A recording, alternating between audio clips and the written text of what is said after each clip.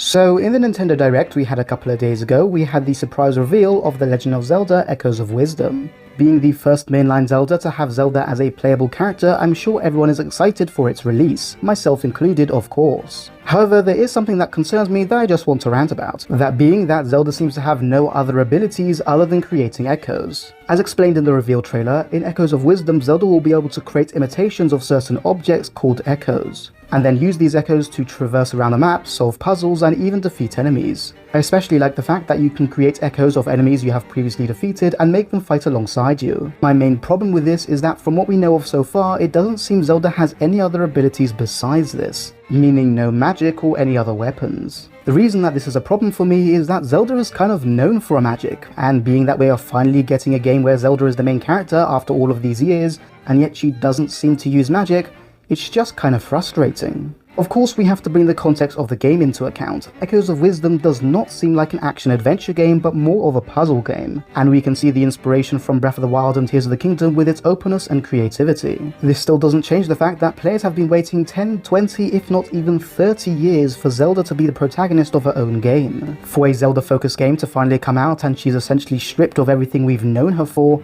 it's just kind of weird. For me at least, even giving Zelda her technically non-canon abilities, Din's Fire, Neru's Love, and Ferore's Wind, would be more than enough to satiate me on this front. Of course, this is all just overthinking. We've only seen one trailer and more stuff can be shown off in the future. Do I think Nintendo is going to add any sort of magic or weapon system in this game though?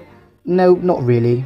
Just earlier this year, we had the release of Princess Peach Showtime, another female protagonist who hasn't gotten a game in a very long time.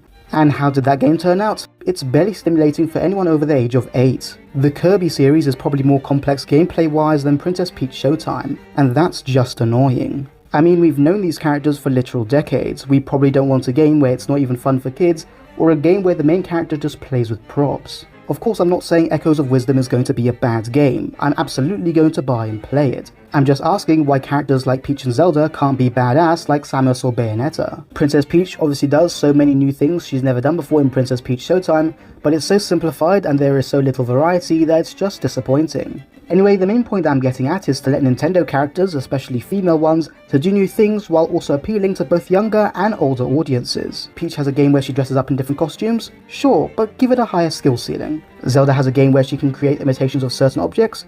Sure, but give Zelda her magic and her bow as well. Anyway, that's probably enough ranting for today, so until next time, see ya.